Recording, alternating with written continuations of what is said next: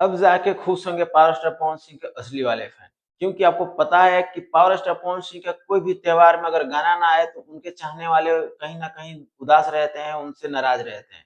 तो उन सबको नजर रखते हुए पावर स्टार पवन सिंह का होली का पहला गाना रिलीज कर किया जा रहा है टी सीरीज हम आज भोजपुरी से, जो कि आज उनका टीजर छोड़ा गया है, जिस गाने का नाम है सतरंगी सलवरवा। उसमें फीचरिंग की हुई है महिमा सिंह, जो आजकल उनके साथ बहुत नजर आ रही हैं हर स्टेज पर हर जगह पे, और वहीं उसमें गाने में भी नजर आ रही हैं। और ये गाना टी सीरीज हमारे भोजपुरी से कल सुबह 7:45 पे छोड़ा जाएगा।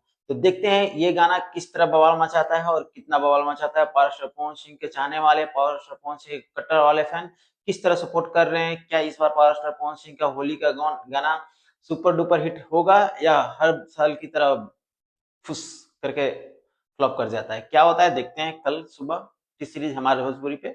हमें भी उनका गाने का इंतजार रहता है, क्योंकि मैं भी उनके एक बहुत ही अच्छा, मतलब कि कहे जाने वाले अच्छे खासे फैन हैं, उनके गानों का बहुत बड़ा फैन है।